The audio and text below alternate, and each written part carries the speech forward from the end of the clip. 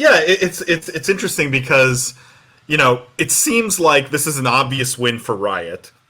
It seems like it's an obvious win for Sentinels, assuming they didn't pay, $20 million to Shroud and give them half the company, right? Like there's a little bit of an asterisk there in terms of it depends on what they paid him to definitively say if, from a business standpoint, this is a win for Sentinels.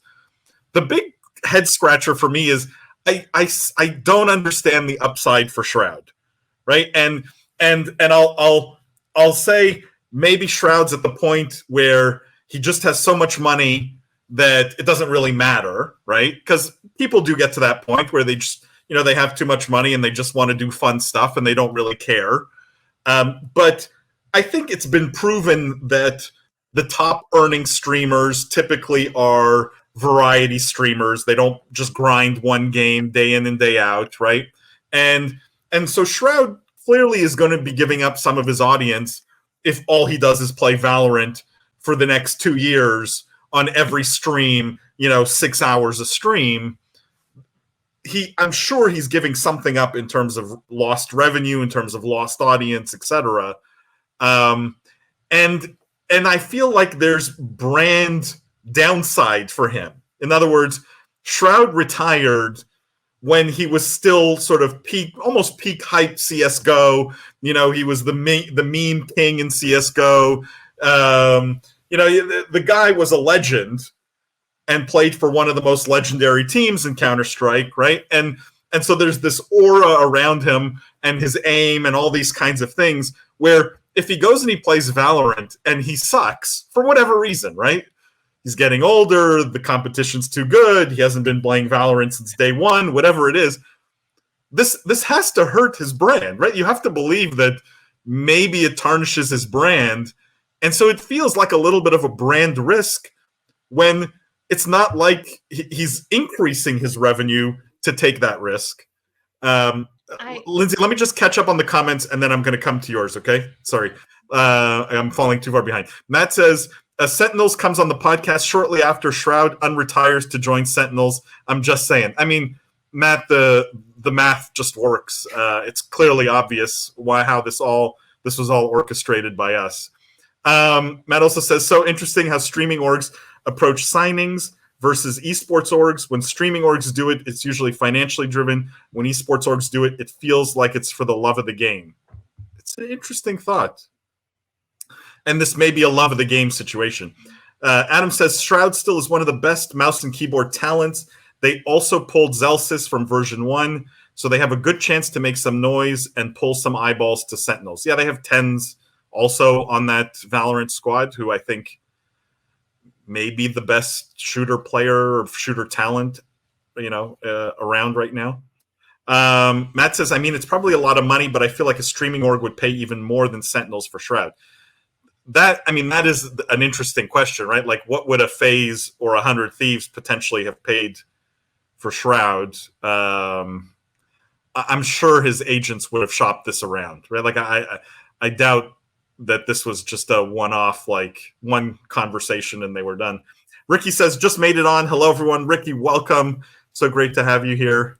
Adam says, Shroud could just miss that competition too and just wants to get back to that atmosphere. I mean, that's what he did say in the announcement, Adam. So it could be that. Hardware Barbecue says, maybe he wants to take risk while he still can, like the last hurrah. I don't know. When you've been on top, I don't know. It's a good thought. Chris says no brand downside at all. Streamer audiences look forward to the comeback the way we patiently waited for a new season of Sopranos. See Aiden Ross.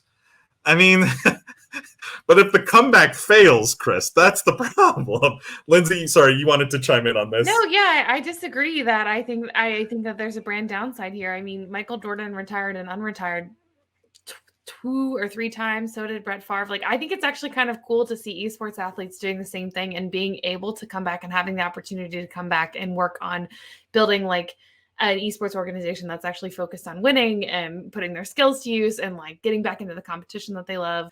I also want to note that after you said that Shroud was Canadian, I understood why you wanted to do a story covering him. Classic he's also one of the biggest streamers on the planet. But other than that, but it makes sense. I'm like, if it's not Dr. Disrespect or XQC, don't worry, I'm getting to the doc story, Lindsay. I'm getting to the doc story. Look, there's this interesting, like, there's obviously the brand risk, I think, but there's also, like, I would love to see. I think I would have been more excited to see a situation, and I'm sure this is coming. I hope this is coming. A situation where a player plays professionally, let's say in their teens and 20s, right? Retires, doesn't become a streamer, right? Like, goes and works as an accountant, okay, for like 15, 20 years, and then comes back to pro play, right? Like that to me. If that's the career path of esports athletes, then the space isn't a bad place. If people retire at 23 and then go work at like PwC and have to like moonlight as an accountant after their career, we're all in the wrong industry, because that means we're not progressing very far. Grant, you were going to say something. No, none of us want to see that. Like, let's just never, that should just never happen. Because, like, you know, if you're a pro, like, I want you to have a long career. I want to, as a team, right? Like, we want to find ways to extend the careers of our players so that they don't have to retire when they're 23, right? Like, I think Hiko was actually like a pretty inspirational, initial signing for 100 Thieves, right? It was like, yeah, like there is value in having like veteran, older talent that, like, yes, their APM might be like 2 less or whatever than it used to be, but, like, you know, they've played on stage before, they've traveled before, they understand what, you know, practicing 8 to 12 hours a day actually means. Like, you're not having fun anymore, right? Like, it's a job. So yeah, I think, you know, shamelessly, like, look, at some point players are gonna retire. Like, it's definitely gonna happen. We all know it happens, but, like, yeah, I'd prefer they don't go become accountants and have to moonlight afterwards. Like, I want them to stay in the scene. Like, I want them to become like the next like analyst or the next desk talent. Like, go work on the game team, right? Like, oh my god, like, how many publishers do we have who, like, it literally seems like they have bronze players balancing their games? It's like, you have a whole set of retired players that you could, like, hire and, like, train them to be professional. But to make your game better, right? Like, I would, anyways, that's my. Hardware Barbecue says, sounds like a movie script. Hardware Barbecue, we may produce this movie. I'm just, you know, I love this idea. We may make this happen, so stay tuned. Hardware Barbecue also says, I bet his gaming skills made him a Microsoft Excel pro. See, think of that, right? How good of an accountant he would be, how fast he would be on that numpad. I mean, he'd be whipping through W2s. Adam says, to Lindsay's point, next we will find out Shroud is moving to Dubai. All right, Adam, you and Lindsay can